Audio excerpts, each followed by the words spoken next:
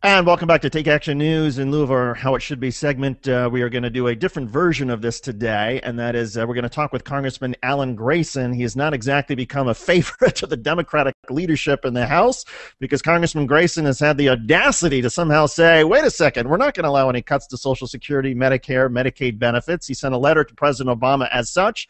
It's gotten 20 signatories in the House. Congressman Grayson, welcome to the program. Thank you. Thanks for having me on. So what exactly has been the reaction from House Speaker Nancy Pelosi and others? Did they tell you to tone it down? What are they asking you to do? No, they never tell me to tone anything down. They understand that sometimes we need people on our side who are going to push and push and push just to get anything done.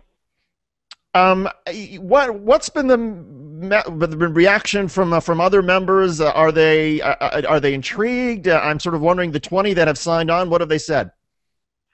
Well, they understand the need for it. Look, the other side is constantly trying to pound Social Security, Medicare, and Medicaid into oblivion. If you speak to them, and usually I speak to them sort of off the record in order to get an honest answer, but if you speak to them, many of the Republicans in the House will tell you that they regard these programs as unconstitutional. They think that the government should be doing nothing but defending the country, and anything beyond that is just, in their view, unconstitutional and somehow deeply wrong.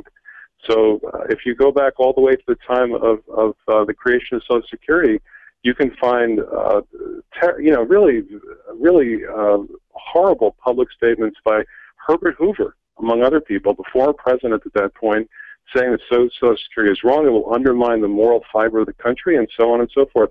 It's been that way for 80 years. It's not going to change anytime soon. We have to stand up to them. There are some things you just can't compromise on. You have to stand for something.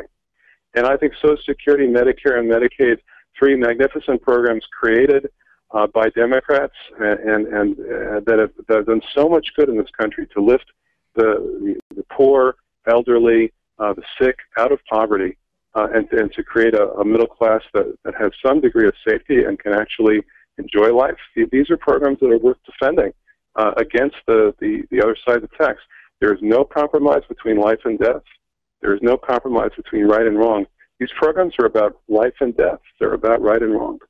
I want to ask you about a story that our own Daniel Marins reported on earlier, and that is one of the advocates for making changes to Social Security, which would essentially be cuts, is former Pennsylvania Governor Ed Rendell. And he has advocated as such. He's used his analysis platform on MSNBC to argue for these changes, while at the same time neither he nor MSNBC, a place where I used to work, have disclosed that he works for Fix the Debt, that he's getting paid by that front group. Is that a problem?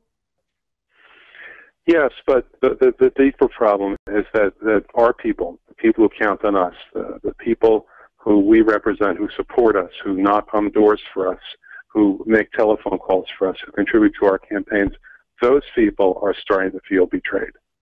It isn't expecting too much to expect that Democrats, real Democrats, people who are elected with a DEM next to their names, blue Democrats, those people will stand up and protect the things that we need. You see the Republicans without any hesitation defending multinational corporations, defending millionaires and billionaires, and doing it right up to the hilt according to the party line. Why can't we help and represent and be loyal to the people in need on our side who are depending upon us for some scrap of dignity in their lives?